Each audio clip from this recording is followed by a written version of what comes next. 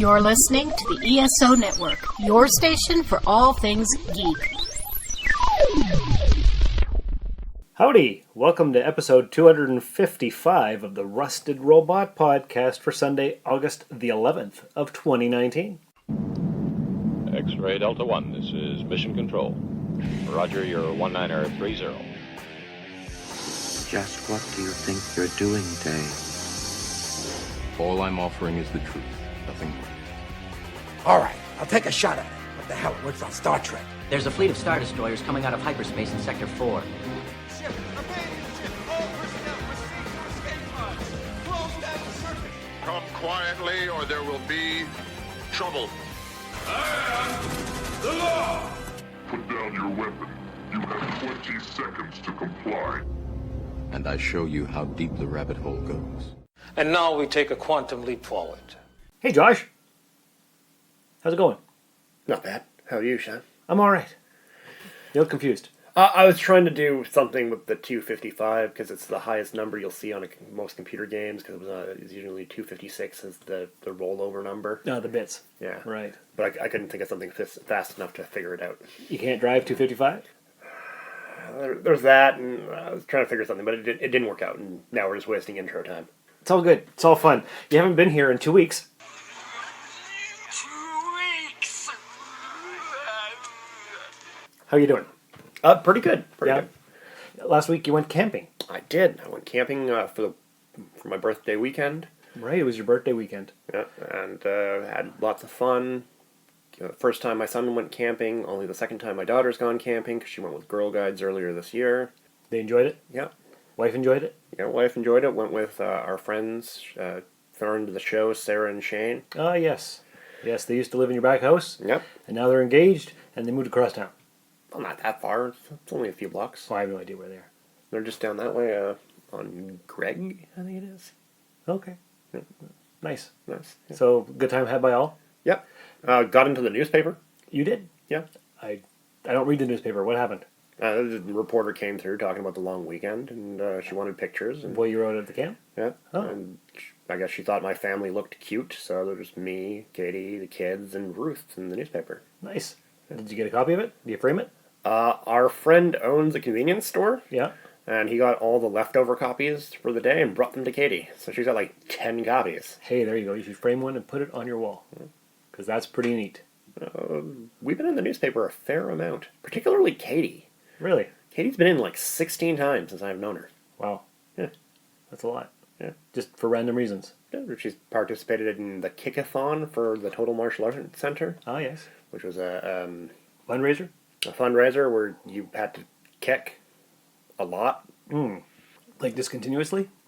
Yeah, like you had a punching bag and you just kicked it, and Oh, I think I heard about that. That was a long time and like ago. some people gave like, oh, I'll give you a nickel for every kick. Right. And I think Katie was in there for like 3 hours of just kicking a punching bag. That's a lot. Yeah, Okay. yeah. Neat. But good birthday. I had a fantastic birthday. Did you get anything special for your birthday? I got nothing. You I got blueberries picked for me, and that's about it. I enjoy getting presents more for the fact that somebody's like, oh, what would Josh like? Less for the actual thing. Okay.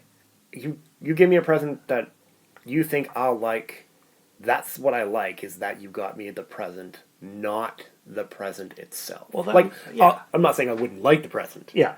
Like, you get something because you think, oh, Josh is going to like this Dalek figure. I'll like the Dalek figure, because I do like Daleks. Doctor Who is fantastic. But I like the fact that you thought of me and you spent the effort to think about... I am literally the person that, if you made me a craft project, I'm just as happy as if you bought me something. Because somebody thought of you. Exactly. I get that. That makes a lot of sense. It's literally the more important part for me. Okay. Well, I was hoping to do an episode with you last week, but you were camping, and so Brother Robin took over co-hosting I heard, duties. I listened. And what did you think of that show? That's good. Yeah? Yeah. You were referenced quite a few times. I know. Made sure to get you in there. Yeah. Well, what I was hoping for would be to have you on the show, because I actually did get you something. Oh, wow. And I have it here with me right now, and I'm going to unveil it to you live on the podcast. Okay. And I hope you like it. And I actually got it way back in January or February. Okay. It's been sitting at my house all these months waiting for your birthday, and I'm going to take it out here. It's not wrapped or anything because I don't do that kind of stuff. Yeah, no. I'll just tear it off. But what do you think? Tell the audience what you got. He got me a promotional T-shirt. Yeah. For our own podcast. Yes. I actually bought two, one for each of us. And what we're going to do after recording this, we're going to put them on, we're going to take pictures and post it on the Facebook page. Well, I appreciate the gift. I knew you would. Because you've been hosting since, 2016 you started at the beginning? Something like that. So it's been 3 years. So I figured, you know what? Josh needs a Rusted Robot It was t-shirt. double digits when I started, wasn't it? 90s? Yeah, I think episode 91 you started on. Yeah. Mm-hmm. Yeah. So yeah. So that's something that you need. I hope it fits. It's an extra large? Yeah, that should fit. Okay, perfect. And we'll take some pictures after we're recording so our audience can see what we look like in our Rusted Robot t-shirts. It'll be great. Okay. All right. So I did something this week that I haven't done probably since the late 80s. Oh, wow. Okay. Yeah. The Timmins Roller Derby team holds an open skate on Thursdays. At the McIntyre Curling Club. And our friend Karen said, hey, how would you like to try this? I'm like, I don't know. I'm kind of nervous. I'm afraid that I'll fall. I don't know how to skate regularly, and roller skating is probably even worse. But I said, okay, I'll give it a shot. And so we went, and I was like a newborn baby giraffe trying to stand up the whole time. It got a little bit better in the course of the 2 hours, but I had to hold her arm, and another old lady held my hand and took me around the first 2 loops of the track, and then she found me some elbow pads and wrist pads and knee pads and stuff. Yeah, I would have went in with that in the first place. Yeah, I wanted to see if I could do it, because like if you're not perfect on your first shot, then why even bother? That's an attitude that all kids seem to have these days, and I'm like, no, I'm going to keep going. And I rested. It was a lot of work. I sweat like a pig. It was awful. And I said, I didn't realize it would be so intense. And they're like, oh, yeah, we all sweat. We've been doing this for years, and we still sweat like crazy. It's a physical workout, yeah. It is, but I hadn't realized. And the last time I was like 12 when I was on roller skates. So that was interesting. And I don't know if I'll go back and do it again. I'm too tall for it, and my center balance is out of whack, and I'm not used to that kind of thing. But that's the only part that makes sense, is you're not used to it. Your center of balance is where your center of balance is. You just have to get used to your own center of balance. Exactly. Because doesn't matter how tall somebody is. Like, I've seen people that are like 6'9" roller skating. Like, it's fine. Yeah, you just have to be used to it. Exactly. It's like any other physical activity. Mm-hmm. Yeah. Like, I'm certain, like, if you put the effort in, you could learn to walk on a tightrope. If I put the effort in. Yeah. Yeah, so I could do this, and I got better over the course of the 2 hours. My stomach hurt because I was holding myself upright. Because you were clenching yourself. Yeah, and I was trying to be more relaxed, but yeah, it was not working. So, but it was interesting, and I hadn't done it in decades, since the last millennium, in fact. But it was a neat experience. I might do it again. They hold it every Thursday from 7 to 9 in the summers. So that's a thing people can do. Cool. Have you gone roller skating? I have gone roller skating exactly once. The wheel in the front broke off. Mine did too, actually. It fell off. It didn't break, but the screw came loose. Oh, no. I was going, my friend's like, oh, it's easy, it's fine.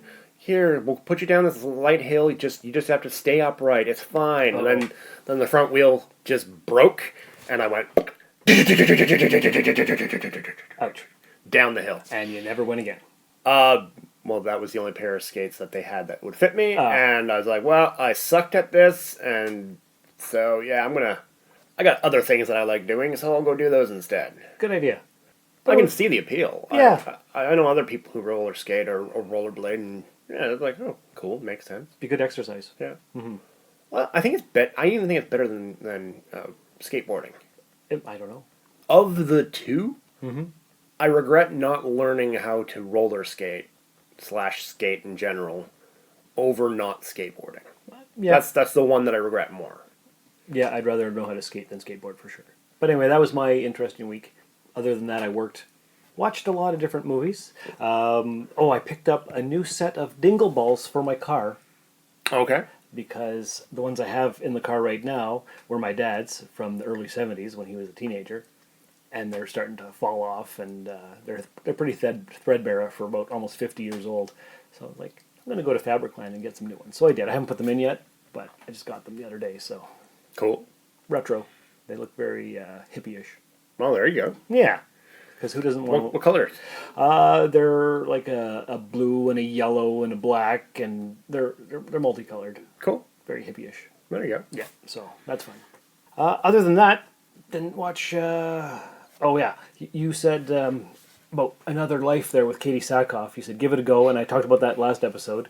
Binged it all in 2 days. How many episodes did you get into it? I watched 3, Shawn. It's bad. Oh, yeah. I watched 3. It is bad. No. From your review last time, I loved it. You gushed about it. I loved it so much. You did not mention that you love it because it's bad. Well, I thought that almost went without saying. No, you gotta say that part, Shawn. Oh. That part is important. Because you made it sound like you disagreed with me that it's bad. It's bad. Oh, it was bad, and the acting wasn't great. See, you need to agree with me on that part, but then say, but I still loved it. Not just gushed about it and saying I'm wrong. Because I'm not wrong. The show is bad. Well, yeah. And you know what? Even normally, where's my biggest gripe with a sci-fi show? With the inaccurate science fiction. Science. I didn't even get to that part, Shawn. The science wasn't even that inaccurate. For a science show, a sci-fi show, you give them some gimmies. I gave them their gimmies, and they weren't even that bad. Right? Mm-hmm. It's the directing, it's the acting, it's the script writing. Everything else about it was bad. And you needed to say, it's bad, but I love it. Not, I love it and Josh is wrong. Well, I knew we would be talking about it this week, so I figured it'd be alright. I can see where you like it. Yeah. Because it's so bad it's good. Mm-hmm, right. But it didn't reach that point for me. It was just bad for me. Well, it was like, okay, so I watched the first episode, I'm like, it's interesting. I'd like to see where the story goes. Yeah, it's not good. But I couldn't stop watching the thing, and then it was over, and I wanted more. It was one of those kind of shows. No, I gave it its 3. I gave it its 3. The first episode was like, okay, they just rushed it. They just ran headlong, like, let's skip all the build-up and let's get straight to the drama. You know, the important thing about the drama, the backstory, which makes the interactions more important. But whatever, who cares about setting up stuff that is important to Yeah, there was a lot of background between the characters that they hinted at, but we never got to know what their relationships were other than they all really didn't like the main character. Yeah. Because of something that happened. Yeah. And we kind of got hints at it as the show went on, but nothing major. But even that, we didn't get the build-up. It's just, alien thing arrives, quickly jump to Katie Sackhoff getting offered the ship and having family problems. But nothing's been established with her having family problems beforehand, or if her family life was happy beforehand. We don't know, nothing about that. Then quickly, bam, right onto the ship. And now there's drama on the ship because there's some sort of crew issue, and the crew doesn't trust her. She's replacing the captain. But that doesn't matter because we're diving right into this. And we're going to dive right into this, ignoring all that again. Well, never mind that part, because now there's a disaster we have to take care of. Yeah, and like, you don't get suspension if you don't lay your groundwork. There was not a lot of groundwork. No, they just jumped headlong into it. They kind of did. And every episode, they were dealing with a disaster. It was just go, go, go. Even, like, war stories have the lulls where the characters talk to each other. Mm-hmm. There's the drama. You'll have a whole episode where it's just talking to each other. Nope. Can't do that. 3 episodes I watched, you could not do that. No. Well, you can't really do that in a 10-episode or 13-episode show anymore. You can't have those moments. Yes, you can. You can, but they don't want to. They want to keep the drama going. So you watch the next episode, watch the next episode, watch the next episode. It's not like a Data's Day where you see him preparing for Miles O'Brien's wedding and there's conflict there, but nothing's majorly happening. It's just character. But you can. And you should, but it's essential. But they don't. You don't need... Okay. You need something to keep them going. And you can set up the tension of a coming disaster and still have character build. Yeah. Right? They should have focused an entire episode on she's going to be going to space. Like, the second scene where we see her and, okay, she's going to space and meeting with the captain of the ship and having some sort of talk with him about how, yeah, I know it's weird that they're throwing me in command, but it's still going to be your ship. I'm just going to be in command of the ship, and I'll let you run the ship however. They should have done something like that. And then conflict with the crew, like, I don't know, should we trust her? You know, you hear about that thing that happened. Nobody talks about that thing that happened, even if they want to keep it secret for later. Yeah. But they should have done that. They should have. That should have been the first episode, and then 3/4 of the way through the episode, they launch, and there's the thing, and then they go to FTL, and they come out of FTL because there's, I don't remember, they're the wrong star because the star's not there or something. Something about dark matter threw off the instruments, and yeah, they weren't where they were supposed to be. And yeah, so, alright. Boom, and there's the drama starts, and waking everybody up, and the ship's shaking for no reason. Yeah. Like, the ship's inserted itself into an orbit around a star that you can enter orbit, like, really far out and not be so close. Yeah. So you don't have to be shaking all the time. But, right. You know, whatever. That's it's drama. Drama. Yeah, you just need the shakiness for a drama, not... Yeah. Yeah, so that was interesting. Yeah. They could have done a lot better. You should finish it. No. Take out 5 of the 10 dramas, the disasters in the middle. Mm-hmm. Spread your disasters out. Yeah. And you'd still have a damn compelling show instead of making it boring because we just want to jump to the disaster. Yeah, that's all it was. It was disaster. No world building. Not a lot. No, like it was. I would imagine it takes place maybe 200 or 300 years from now. But it was like in present time because they had like a regular coffee maker, no super duper technology. It was just they have faster than light technology. That was cool, but it was just. I was thinking it was only like 80 to 100 years from now. Right, that's what it felt like. But the things that they were saying and the technology that they had with these sleeper ships and stuff, I'm like, I don't know. To me, it seems like the ship being FTL is a relatively new thing. Editor's note, according to IMDb, Another Life is set in the year 2199. Yes, I think they'd only invented it in the last 10 years or something. Because, like, it's the only ship that they have that's FTL that could make it. That's true. They mentioned that. Yes, exactly. Yeah, it's there was no cell phones either, so... people had Did they? They had small communication devices, just... The only communication we get to see, really, is the long-distance communication. Yes, that's which is the holographic display stuff. Yeah. For talking to people over great distances. That's right. That was so. Right. Yeah. So, you're not going to finish it? No. Okay. Hey, you know what we should do? We should play a promo for a podcast here on the ESO Network. What do you think? Did you pick one? No, I did not pick one. I was camping last weekend. All right. Well, you had all week, but you still didn't do it. I'm very disappointed. No, I'm not. I don't care. Anyway, here we go. Check out what's been going on with the Pop Culture Cosmos Show and the PCC Multiverse. The better that these Marvel films do, the higher the standards are going to be for not just other films in general, but other Marvel films also. I think it's really hard to end a show with this many fans in a satisfying way. That's the Pop Culture Cosmos Show. And the PCC Multiverse. Playing worldwide on radio 7 days a week and right here on the ESO Network. Great promo for another podcast here on the ESO Network. You know what's exciting about the ESO Network? What's that? I'm going to get to meet some of the hosts of these podcasts when I go to DragonCon in 2 weeks. Oh, you're going to DragonCon in 2 weeks? Yes. Excuse me. Did I not mention that on the last episode?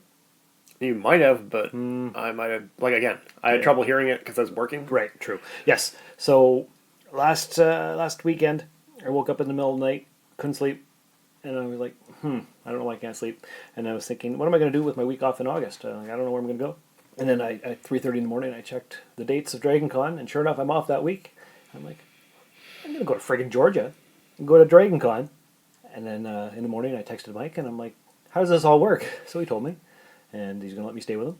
And so I bought my ticket, and it's, the 29th of August to the 1st of September, I think, or the 2nd of September, something like that.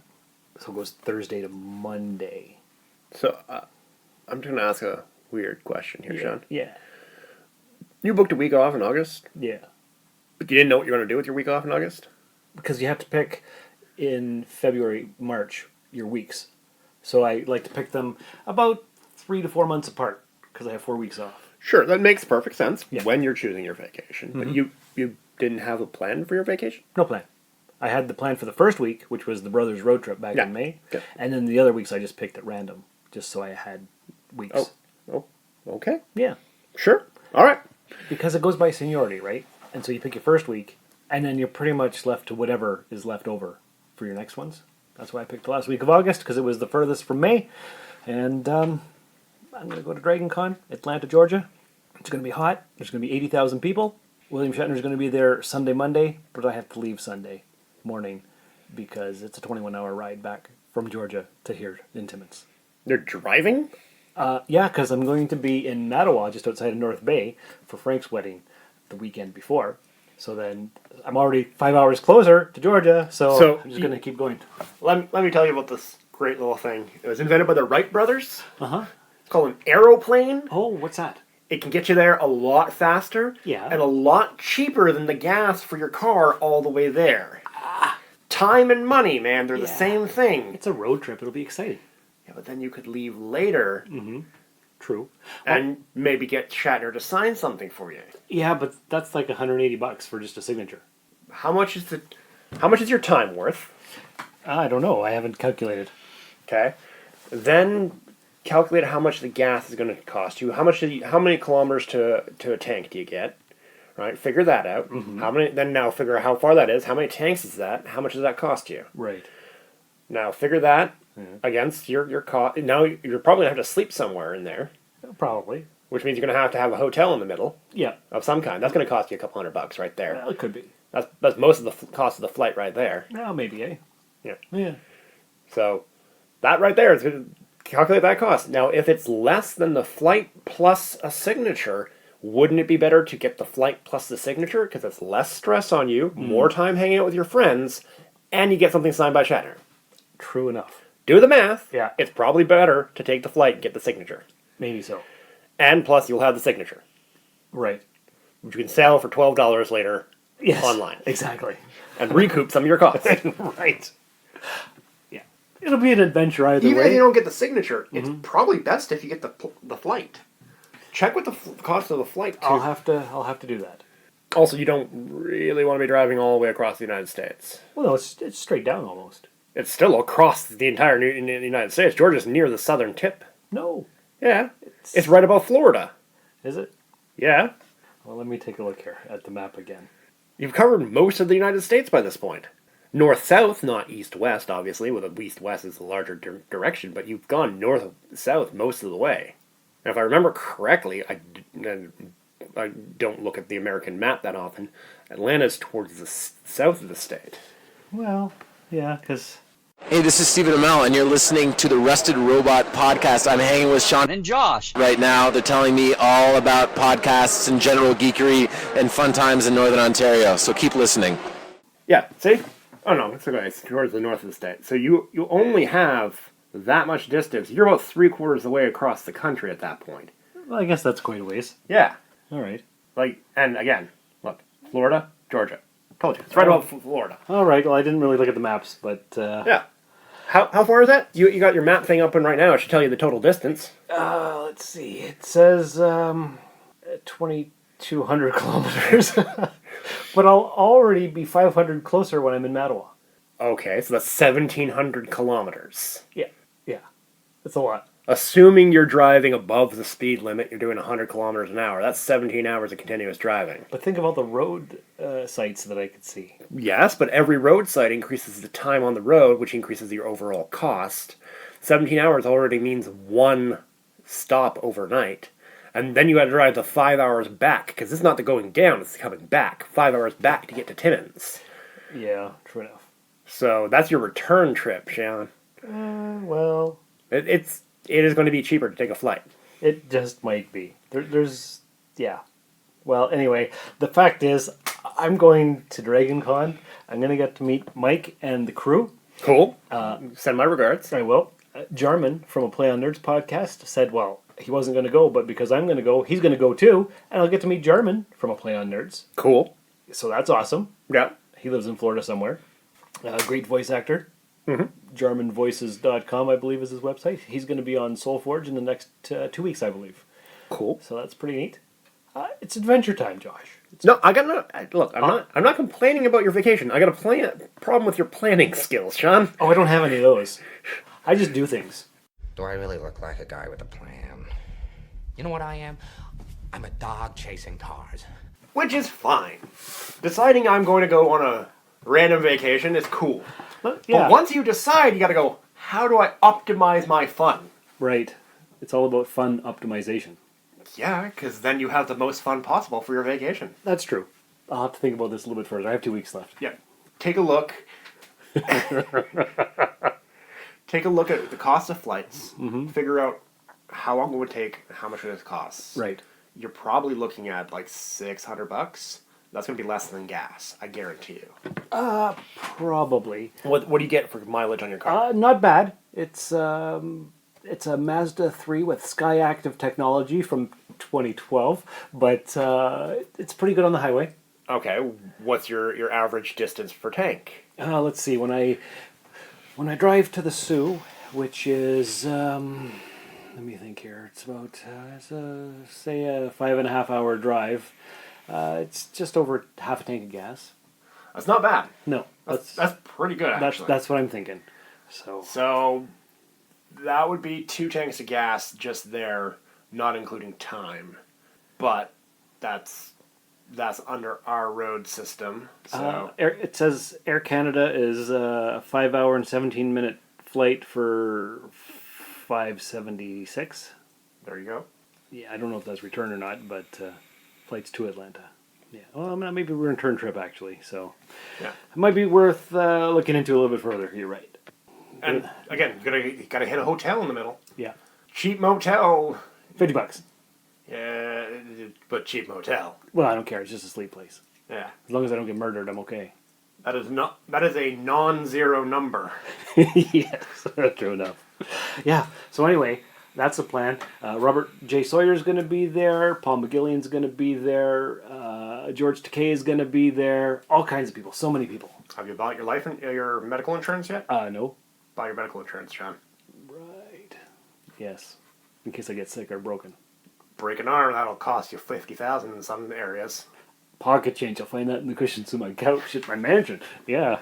Right. Yeah, no. Okay. Good call. Good point. I'll have to look into that too.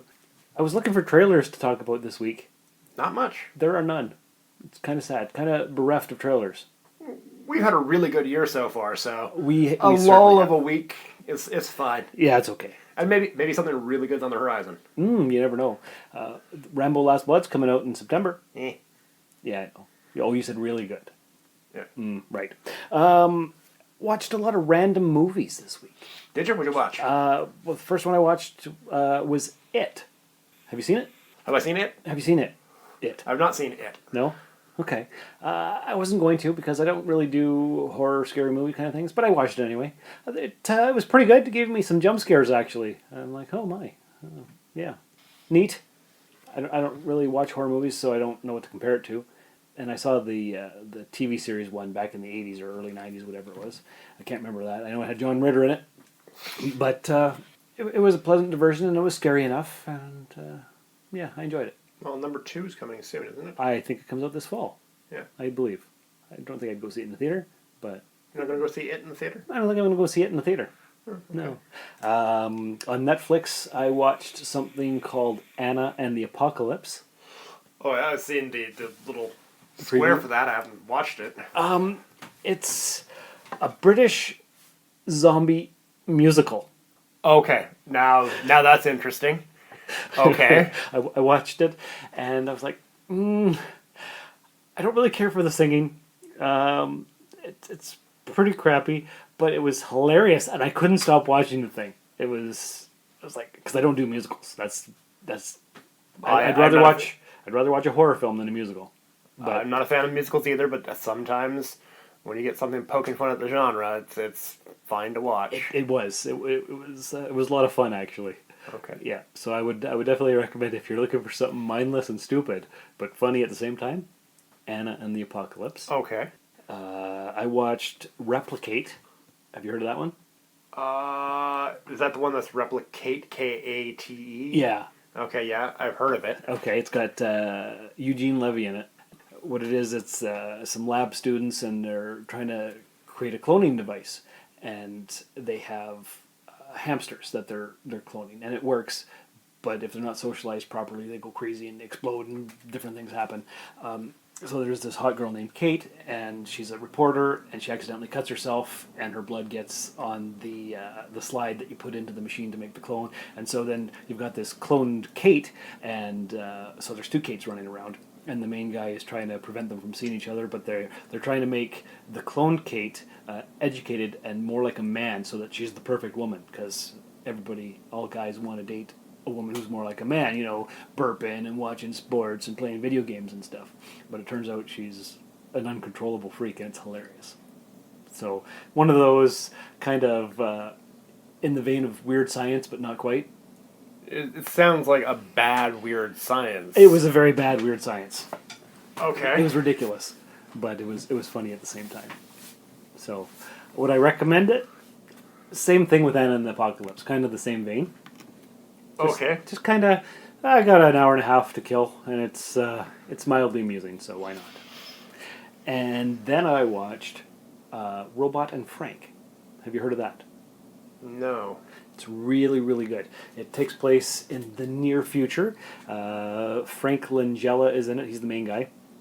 And it has James Marsden in it, and Susan Sarandon, and I think Liv Tyler was in it as well. Small movie, though. Nobody's really heard of it. But Frank Langella's character is an old cat burglar. And he's... Oh, yes, and they get him the robot to take care of him. Yeah. And he takes the robot to go rob places. Okay, I have heard of this. Yes, it's so good. Okay, yes. I watched it years and years ago, but I finally picked it up from Amazon. I couldn't get Blu-ray. All I could get was the DVD copy, but it was still good to have. Fine, it's backwards compatible. It is. That's right. So that was probably the best movie I watched this week. Yeah, I checked out The Boys from Amazon Prime. I did too. Yeah, I watched the whole thing. Oh, I've only gotten 2 episodes in. It's dark. Oh, it is. Oh yeah. Yeah. Yeah, it's real dark. It's good. I enjoyed it. There's 8 episodes, you said? There's 8 episodes, yeah. Okay, so I've got 6 more to go. Yeah. It's superheroes, the dark side of them. Yeah. Mm-hmm. And how, the heroes aren't really heroes, they're reality stars. Yeah, kinda, yeah. They play at being heroes. Yes, and the main character guy who lost his girlfriend... Huey. Huey? Okay, I couldn't remember his name. Kind of reminded me of poor man's Joshua Jackson. Okay. And then Homelander reminded me of a cross between the Chris's, Hemsworth, Pine, and the other one. Not Pratt, but the other one. Who am I missing? Pine, Hemsworth, Evans. Kind of an amalgamation of those 3 Chris's. In looks? Yeah, kind of in looks and... Oh, you're just going on looks on that? Yeah. Not really. I don't see that. If you mash them together. He's got a generic rugged guy look to him. That's it. Which is good for your Superman analog. True enough. Yes. I like that Carl Urban was in it. He's a great actor, that guy. Yeah. Mm-hmm. Yeah, and he got to use his accent, which is awesome. Mm-hmm. So that's cool. What else can I tell you about it? Well, what else can you tell me about it? I don't want to give away too much. The show was really good. So you recommend watching the whole thing? I do. Okay. They at the start they have the warnings. Really pay attention to the warnings about what's in each episode. Because oh yeah, like the black screen with the different things. Yeah. Yeah, I ignored that stuff. No. I recommend to the people take a look. The violence, the nudity. It is violent. It is gory, and there are some real uncomfortable situations in some of the episodes. Is that right? Yeah. Okay. The only thing that I recommend or remember, I guess, not recommend, is paying attention because you see the guy's dong because he's invisible. Well, okay, no, that's in the nudity category. Yeah. That's fine. That was fine, but yeah. But yeah, I haven't got that far in yet either. Well, you've gone past the first episode. Yes. You know what happens to Starlight. Oh yes, right. Yes, that's right. All right. That was bad. Yeah, that was uncomfortable. So there are some really uncomfortable, dark things you've got to deal with. Yeah, you can't have a squishy stomach if you're gonna. Yeah, this is a definite like. Go into it like if you're easily offended, you're going to be offended. Yes. Oh, definitely. That's for sure. But other than that, if you are not easily offended, you will enjoy the show. I think so. Yeah. Yeah. Yeah, I gotta finish watching it because I was enjoying it. Because like they deal with a lot of modern social commentary. Yes. But like and it deals with it well, but they do not pull punches. So yeah, we recommend it if you're not squeamish or easily offended. Oh yeah. Okay. Well, that's fair to me. Let's see what else we've got here. Hi, this is Cena Grace, the artist of The Little Depressed Boy, and you are listening to the Rusted Robot Podcast, which, by the way, you should be supporting on all social media and iTunes. Okay, so I was just pulling up Facebook here to go to the Rusted Robot Facebook page, actually, to get some news items. But there is an article that just came up. It's breaking news. I haven't even read it yet. It says, new planet shows promise for life beyond Earth. A new planet could be habitable. Peaking source? CBC.ca. Okay. So semi-reputable? Yeah, our national broadcaster. Semi-reputable? Semi, yeah. Okay. So it's I'm just going to read it because I haven't read it yet. A newly discovered planet in our galaxy could possibly support life, and that has piqued the interest of local astronomers. NASA discovered a planet with its transiting exoplanet survey satellite, TESS. It's twice the size of Earth and is located 31 light-years away in the constellation Hydra, according to NASA's website. While researchers were looking at ground-based data to confirm the existence, they uncovered 2 additional worlds. The outermost planet, GJ357d, is especially intriguing to scientists because it receives as much energy from its star as Mars does from the Sun, NASA said. The planet is located in the Goldilocks zone, according to Randy Groundwater. Well, that's a great name. A member of the Royal Astronomical Society of Canada. That's the area, the distance from the particular star that is not too hot, not too cold, and it allows the planet to, if it's the right composition, to possibly harbor life.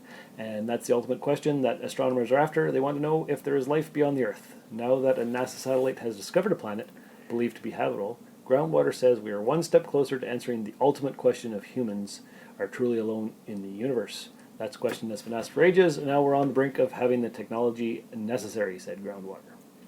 He added that most of the planets discovered in the last 25 years didn't necessarily hold the same potential for life because the conditions weren't right. This particular planet, however, has been found to possibly to have the conditions necessary to harbor this life. Whether or not there is life out there, whether we confirm there is or not, we find that there isn't. If you think about it, both of those answers are profound. It doesn't actually say if there is, but... So they found a planet that's inside the habitable zone. That's not... Like, okay. You know, it's not as impressive as the title made it sound. No. Like, I thought they did some atmospheric spectroscopy through during the transiting, because you can tell what chemicals are in the atmosphere, and if you find like oxygen notes in the atmosphere, that's a hint that something might be going on there. Life indicators. This is just, it's in the habitable zone. Right. But that doesn't tell us much. Because both Mars and Venus are technically inside the habitable zone. Right. And one is a hellfire, and the other one's a frozen desert. Yeah. So, Like, they're technically within the zone, and this is at the Mars end. But then what's the atmosphere like? If we can know what the atmosphere is like, then we can go, okay, if the atmosphere is mostly carbon dioxide, carbon monoxide, and a few other heavier gases, well, then it's going to be a greenhouse effect, and it's going to be terrifyingly hot. Oh, it's mostly this, mostly that. Mm-hmm. Then it's going to be super cold. Like, we can tell that through the spectroscopy. So don't say we're close to finding out if there might be life. If you found a planet in the habitable zone, we found a few others in habitable zones before. It means nothing. Unless you actually do the science. You got to do the more math on this. What's the atmosphere like? Do some spectroscopy on the light coming from the star when the planet transits as opposed to when it's not transiting. Mm-hmm. Then you can figure that out. It's like, what was that system? Tepa, something like that a couple months ago? Kepish 3, I think it was? Maybe, I can't remember. Something like that. And they found like 3 planets that are actually within the habitable zone. Yeah. But it's because it was a red dwarf, tiny red dwarf, all the planet, Trappish. Yes, Trappish, that's right. But the 3 planets are all going to be tidally locked? Yeah. So the chances of life there are pretty slim because it's tidally locked, energy distribution across the planet, needs a thick atmosphere, blah, blah, blah, blah. But that is as much, there might be life there, as this story is, because this story just says we found a planet in the habitable zone. Cool. Happy. Not upset about them doing the science on this, but headline's a bit jumpy. A little bit. I'm more upset with the writer Yes. than the scientist. Because this is the scientist is like, we found a planet in the habitable zone. Yeah, because I just pulled up Facebook and it was the top thing and it was shared by 2 or 3 different people. I'm like, oh, maybe it's really cool news. But, Yeah, no, this is just okay, cool. It's cool. No, it's not even that. It's a cool. Yeah. What next? Right, but there's no what next. We doing a spectroscopy scan, or we sending a probe? We sending a probe, right? Come on, something. Gotta send a probe. Yeah, but no, it's this just the science head writers, because at least they didn't put a joke in it. The science reporters, they often try to put a joke in it. Yeah, they think they're funny and clever. It's like, look, no, I'm reading about science. Give me science. Don't give me jokes. If I want jokes, I'll go listen to a comedian. Yeah. You're a science reporter. Write about science. That's right. But speaking of space, it seems that Event Horizon may be returning to terrify audiences once again, as Variety has reported that Amazon and Paramount Television are teaming up to develop a TV series based on the film. What do you think about that? What? Event Horizon, the 1990s. I know the movie, but how are they going to make a television series based around it? It's either going to be a 1-season done, and they just extend all the torture scenes that they cut out of the original movie. Like, I don't know what you're going to do. There's no information in the article other than the fact that they are teaming up to do it, and Adam Wingard, who's best known for You're Next, The Guest, Blair Witch, and Death Note, and the upcoming Godzilla vs. Kong is set to executive produce and direct the potential series. And then it just says that the original film starred Lawrence Fishburne, Sam Neill, Jason Isaacs, Kathleen Quinlan, and Julie Richardson, and a bunch of other people. That's it.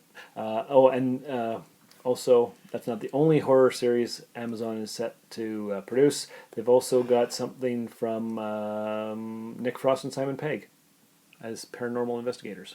See, okay, that has the potential to continue on because it's an open-end concept. Right. The Event Horizon is a closed-end concept. Very much so. You don't okay. You can do more in the world Event Horizon, but the story itself is about the ship, the Event Horizon. Right. And that's a real 2-hour movie, jump scare, terror kind of thing. You could push that to 3, maybe 4 hours. Yeah. But what are you going to do? How are you going to get 8, 10, 12, 13 episodes? I don't know. 26 episodes? Who knows? I no idea. How are you going to stretch this out? Not a clue. Did you hear that the new Lord of the Rings series, the first season's maybe going to be pushed to 20 episodes and actually filmed in New Zealand? Okay. No idea when that's coming. I don't know much about what the show was supposed to be. It's prequel to the setting. Yeah. But I don't know much about what's going on. I heard something about it being taking place with the build-up of Sauron and how he came to power and that kind of stuff. I haven't actually seen anything official about it. Okay. But they've been talking about that for quite a while, actually. We'll see when it gets closer. That's what's right. happening. But yeah, all right. Yeah. So that's what's happening there. I did come across kind of not a story per se, but something I just shared on our Facebook page, all about how the sound effects in sci-fi movies were made. So I'm just going to go ahead. I haven't looked at them yet. Okay. So it's got a picture of a particular scene from a movie and then the description. So we've got the sound used for Arnold's shotgun in Terminator 2 was actually 2 cannons. Okay. It says here, the Brachiosaurus sneeze is a combination of the sound of a whale's blowhole and a fire hose turning on. So that's obviously from Jurassic Park. Yeah. The ringway wraith screams are plastic cups scraping together. Okay. The sound of the T-1000 passing through the cell bars was achieved by inverting an open can of dog food and recording the sound as it slid out. Makes perfect sense. It does. You're never going to watch that scene the same way again. That's awesome. The T-Rex roar was a combination of dog, penguin, tiger, alligator, and elephant sounds. Its footsteps were recordings of cut sequoias crashing to the ground. That's neat. The sound of the stone lid being removed from the Ark was sound designer Ben Burt removing the lid from the tank of his toilet at home. Yeah, I could see that. That's awesome. I love Foley artists because what they end up having to do to make some of the sounds is like, okay. I didn't know the human neck snapping sounded like celery being twisted. Right. Yes, I remember the first time I heard that. I was like, that makes a lot of sense. The sound of Han Solo being released from the carbonite is the sound of walnuts being crushed. The same sound is used in episode IV when Vader crushes the neck of a rebel. Similar thing. The sound of the Matrix code is digitized raindrops on a pane of glass. Kirk's motorcycle is the same sound used for the flying cars in the Jetsons. Oh, from Star Trek Beyond, when he's riding his little motorcycle. Yeah, I guess that makes sense. The Balrog's roar is a cinder block being dragged across a floor.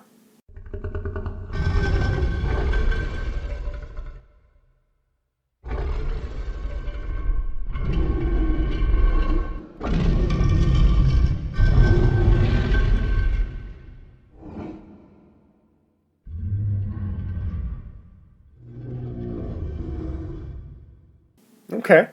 You really should have made this a guessing game. Right, yeah. The sounds of the weapons are real. They are recorded from actual gunfire of live ammunition from authentic period weapons. Oh, this is from Saving Private Ryan.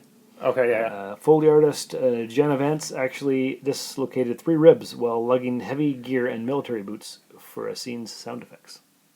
That's doing the real work. The sound of the doors opening on Star Trek, the original series, is paper sliding out of an envelope, except in the 2009 film. It's Russian trains toilet flushing.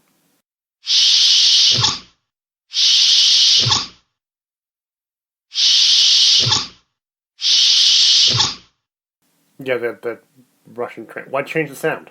Yeah, I don't know. That makes no sense. The sound was good. Mm-hmm. TIE fighter sounds are a combination of a young elephant squealing and a car driving by on a rain-slicked highway. I think we got to watch all these films again.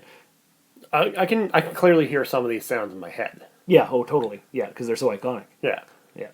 The sounds the raptors make while communicating are recordings of turtles having sex. The hissing noises are from a goose. More Jurassic Park stuff.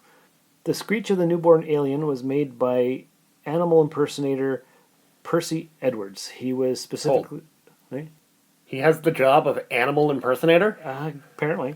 Fantastic. Okay. He was specifically requested to make the sound by Ridley Scott, and it was done in one take. So, that's neat. When he bursts from the thing and he runs across the table, yeah, that's cool. Hello, my baby. Hello, my honey. Hello, my ragtime. Yeah. Yeah, that's an awesome scene, too. Yeah. The bullet ripple sounds in The Matrix were achieved by putting bullets on strings and whirling them around the studio. Yeah, that makes sense. Oh, this is a big one.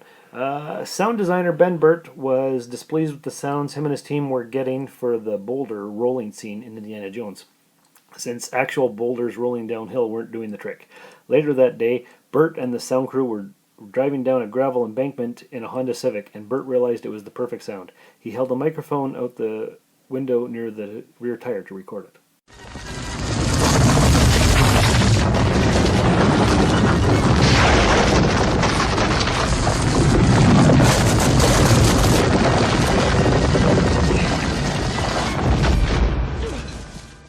So the boulder sound is a Honda Civic driving on gravel. Makes sense. Yep, kind of does. Bullets hitting the T-1000 are an inverted glass slamming into a container of yogurt. Yeah, I could see that. Plop, plop, plop. Or however that goes. Blaster sounds were made by smacking a steel cable with a hammer. Yeah, that sound I know. Mm-hmm. I've made that sound. Have you? Yeah. The sound of the TARDIS is a key going up and down a piano wire. Scraping the piano wire, yeah. The sound of thousands of snakes slithering in Indiana Jones is a combination of fingers being stuck into a cheese casserole and the application of wet sponges to a skateboard's grip tape. The things people think of. And that's the last one I got. So that's on our Facebook page. There's iconic images for all these little memes. But that's kind of neat, the way they do things in the sound engineering studio department.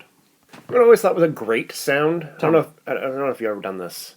Just after the ice is frozen on a pond or a lake. Oh, you skip a rock across. Yes, that's a great sound. Oh, I know this. I know it has to have been used in a movie.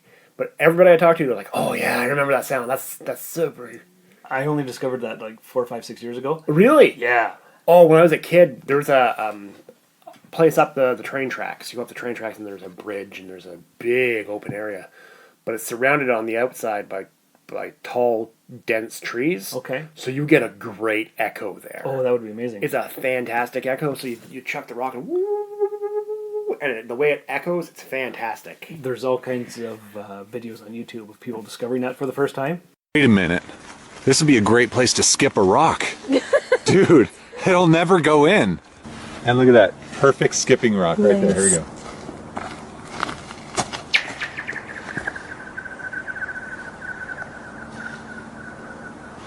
Whoa! Whoa! Damn, I gotta do that again! This is awesome! Alright, here we go.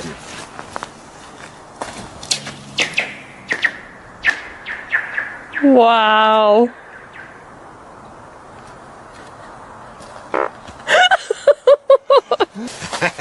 Yes! Oh yes, my we're doing gosh. this. Alright. Bombs away.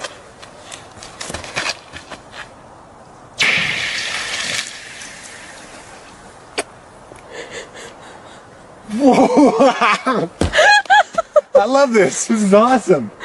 I'm getting way too much joy out of this. Oh, it's a fun sound. It's great. I love it. Yeah, I haven't done that in a few years, but when I lived on Bob's Lake, we had a lake in the backyard, and that's when I discovered it because I was trying to break the freshly cracked fresh ice. Yeah, the fresh ice, and we had rocks in our driveway, so I threw one and it made that sound. I'm like, what the heck is that? Come here, you got to hear this. It was awesome. So. Yeah, that was a lot of fun. Same thing. We were out walking along the train tracks, and my friend just tried to throw a rock into the ice, and yeah. And then we spent like 3 hours out there just chucking rocks. You could see this giant spread of rocks across the pond. I don't doubt it because it's amazing. Yeah, and if dear listener, you haven't tried this ice rock sound thing, you got to do it. So conditions have to be right. Yes. So it's got to be freshly frozen. Yep. But it's got to be. We had to get a cold snap without a lot of snow. There can't be any snow on it. If there's snow on it, you're screwed. Yeah. Like, even like a small patch here and there will dampen the sound. Oh, totally.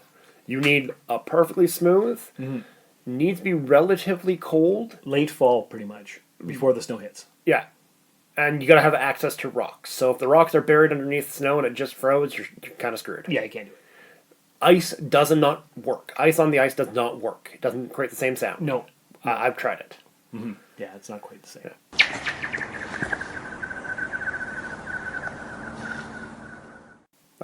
It makes me not be able to wait for fall. Well, it's coming pretty soon. Yeah, I know. It's almost mid-August here. Yeah, I got more digging to do. Where does summer go? I know. It just blew past us. Yeah. Hey, should we remind listeners of your hypothetical of the week from 2 weeks ago? So that was the one-way trip time travel. Yes. If I remember correctly, it was you can go one way to any point in time. Yep. One-way trip. One-way trip. But you can't bring things with you. You're naked. Yeah. Yeah. I don't like that. I will allow things like you need eyeglasses, you get your eyeglasses. Okay. I'll give you that. Any necessities, you need a hearing aid, you got a hearing aid. Okay. You need a pacemaker, you come with your pacemaker. Well, that's fair. All right. Okay. Like a prosthetic leg, you get your prosthetic leg. But no modifying the things. You can't have a prosthetic leg that is actually a shotgun or anything like that. You can't have an iPhone stuck in it? No. Okay. Just an actual... Unless your prosthetic leg already has an iPhone, like as part of your system, then you can have it, I guess. Okay. If you got a weird prosthetic leg that's got an iPhone port in it, yeah. Sure, I guess. How much time do we have to prepare for this trip? What do you mean prepare? Like do you want research time? Yeah, like say I wanted to go back to a certain time, but I don't quite know the language of those people. Do I have 3 years to prepare and learn all the language so I can communicate with whoever's back there? I'm not gonna give you 3 years prep time. You had the month that I gave you to answer the question as your prep time. Okay, so you get a month. You get a month of prep time. You get from when I ask the question to when answer time comes. So you can learn survival skills, you can learn the rudiments of whatever language to whatever period you're going to. But you can't really prepare very much. Okay. No, because it's a question about where would you go? What would you do? Yes. Okay, that's fair. All right. And once again, listeners, that's therustedrobot@gmail.com with your answers. You can email it. You can even record a digital thing and talk about it and send it to us that way. We'll hear your voice. So next week, we'll record an episode. And then for the next few weeks after that, I'm not sure what we're going to be doing because I'm going to be out of town for the 2 weekends. And I think your hunting season's coming up mid-September too, right? Mid-September, yeah. So for the next month or so, it's going to be who knows what's coming. You can come out in the middle of the woods and record out in the middle of the woods with me. I possibly could do that. That might be an interesting way to do things. All right. So I guess that is the end of our episode. Sure. All right. Yes, it is. Yeah. That was a lot of fun. Listeners, remember, if you'd like to support the show, the best way to do that is to leave a review in the Apple Podcast app. Let other people know about us, and that helps. And we appreciate it. And it would be awesome. We love you all. Thanks for coming out. Except for you. You know which one I'm talking about. Yeah, you know who you are. You I don't love. The rest of you, yes, but you. Yeah. And on that note, take care. Enjoy pop culture wherever it may be. And remember, some of you never had to pick your own Switch, and it shows. You have been listening to the Rusted Robot Podcast. To contact the show, email therustedrobot@gmail.com or tweet us at therustedrobot. Join the Facebook page and group, and visit the website at therustedrobot.podbean.com. The Rusted Robot Podcast was put together by Shawn and Josh and the Rusty crew. Please remember to check out our other show, the Soulforge Podcast. Visit Jump City Comics in the 101 Mall and leave a glowing review in your chosen podcast app. Thank you, and have a geeky day. The Rusted Robot Podcast. Think about it. We just got our badges for Comic-Con, and we're so excited we had to write a song. What will I see? Who will I meet? Will I get to take a selfie with Stan Lee? Or maybe I'll get my X-Men comic signed. But the one thing that I'm most excited for is to wait in line, wait in line. Most of the time we're gonna be in line. I don't care how bad it smells or that it's cramped. I love spending my money to pretend that I'm in a refugee camp. Also, I can get a distant view of something I can watch at home in 1080p on YouTube. I could have saved my money for a brand new car. I had a Super Bowl night with my friends at a bar. I could have bought a trip to Disneyland. But who needs Space Mountain when you can just stand and wait in line, wait in line. Most of the time we're gonna be in line.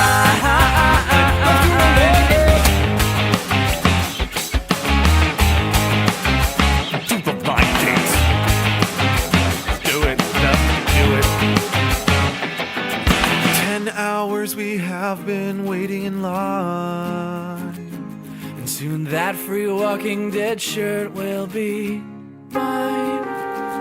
But when we got to the corner of the hall, we found out that we weren't waiting in line at all. Well, what do you want to do? I mean, I guess we could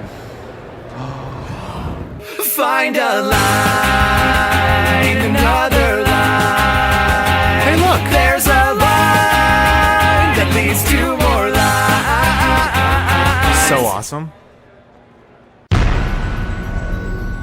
This has been a broadcast of the ESO Network. Be part of the crew and help support our shows by donating to our ESO Patreon or by shopping through Amazon.com or the TeePublic store, which can all be found at www.esonetwork.com. The ESO Network, your station for all things geek.